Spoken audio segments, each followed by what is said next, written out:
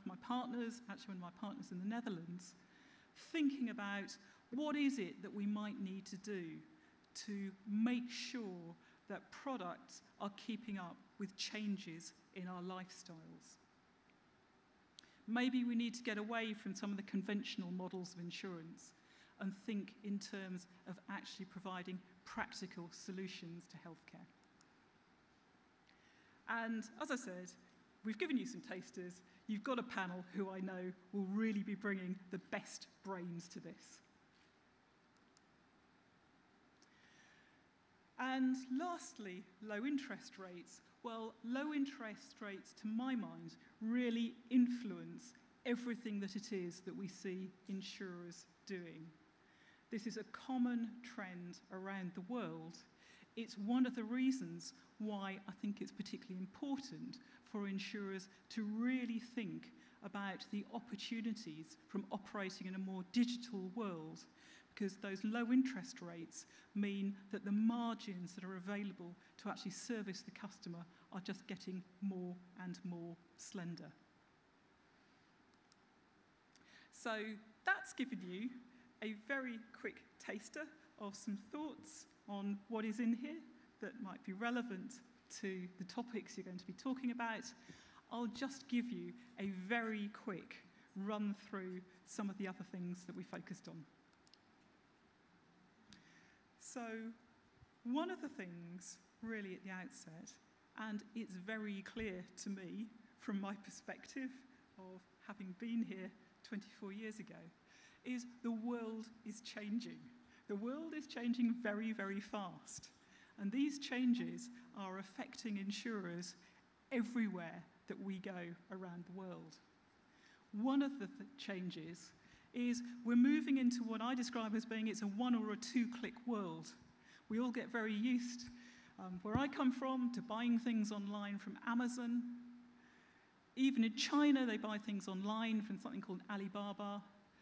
And I think there is something that as an industry we can really do by looking at some of those online retailers and seeing how they interact with their customers. And what's very interesting to me is that if you look at what drives Amazon, what drives them is not trying to keep up with their competitors. It is always trying to bring a fresh opportunity to their customer, to deliver something to them before the customer really knows that they've got a need. And the thing I thought was very interesting, it highlights that focus on trust, which is something that we think is really fundamental to our industry, because our industry is built on a promise. And we've got some great tools. We've now got increasingly useful tools to help build up that picture of the customer. Traditionally, insurers really have not had very many data points about their customers. And so because of that, it's been difficult to pick up a picture of their needs. And what we're doing, and some of this is quite relevant here, they're looking at some of those consumer brands and seeing what those consumer brands are doing to identify customer preferences, to identify what it is that will drive people to buy, and to help shape their offering to reflect customer needs.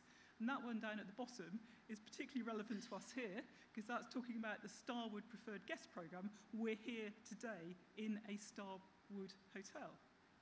And what they're very smart at doing is to say, well, they've got hotels that operate at multiple different price points around the world. And what they've done, they've recognised that their consumers don't only want to operate at one price point. I mean, as well as this very nice hotel and conference facility here at the seaside, they own some of the really top-ticket hotels in London. They've also got real budget hotels. And what they've been very smart to do is to recognise that people's buying styles will vary depending on where they are. So, for example, I've been here today, but equally, I'm just about to celebrate a wedding anniversary. If they know that, they know that I might be in the market for a weekend with my husband, I hope. But equally, if I'm travelling to see friends or family, what I might well be in the market for is a budget hotel. It's not delivering a very beautiful offering, but I know what it is that I'm getting. I know that it's clean, I know that I can sleep, I know that I can get it at a reasonable price. So that's where we've seen some insurers looking. What they're doing is to use that to really develop the proposition and to target it, to make an offer that's specific to each and every one of us, or to make it feel as though it's unique to each and every one of us. We often talk about a segment of one. Excuse me. And by doing that, and particularly by taking advantage of that richness of digital data that we get, because around the world we're all addicted to our smartphones, we're all addicted to our iPads. And every time we interact with them, we are leaving an electronic trail of data. And that's an electronic trail of data that, if you can access it, gives you a really rich picture of your potential customers. Now, I think that's a potential customer that maybe is from the other side of the world, but you get the picture. And what we've done is, in our research, to try and build that together into something that is usable and accessible. So, just to bring things together, before I bring this session to a close, what we've done is to really go on a world tour. And we've tried to present our world tour to you, some smart ideas of what we see insurers doing. And this is something that we refresh annually.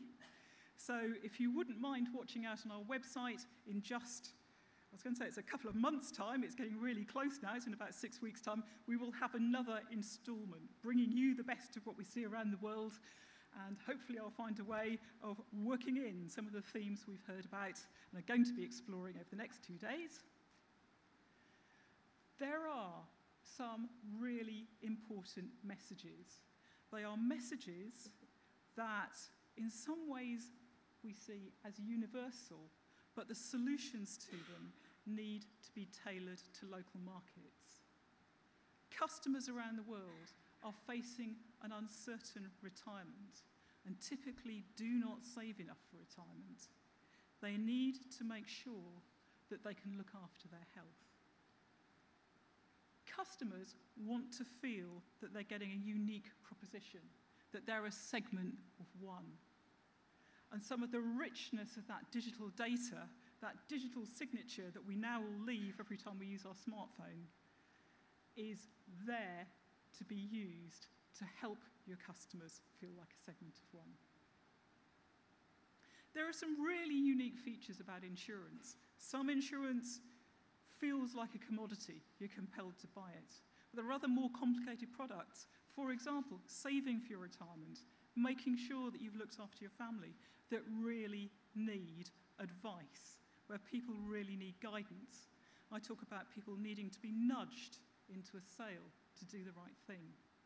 And again, we see significant opportunities from the application of the digital world.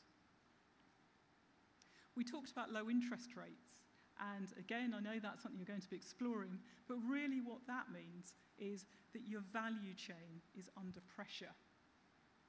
And we see that acting really as the catalyst from some quite significant transformational change in business models.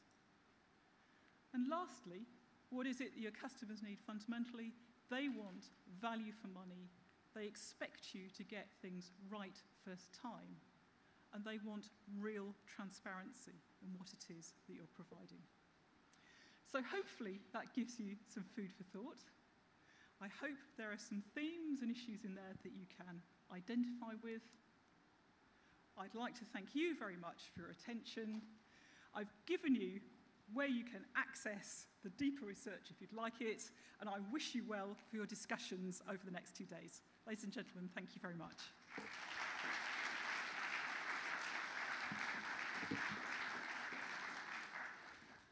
Thank you very much. Dziękujemy bardzo. Mary Trussell była z nami dzisiejszego dnia. Dziękujemy za tę ciekawą prezentację, która niewątpliwie stanowi świetny wstęp do pierwszej dyskusji panelowej podczas tego kongresu. Ale na razie chciałabym Państwu zaproponować kilka minut przerwy i oddechu. Spotykamy się za około 10 minut tu ponownie i będziemy świadkami na pewno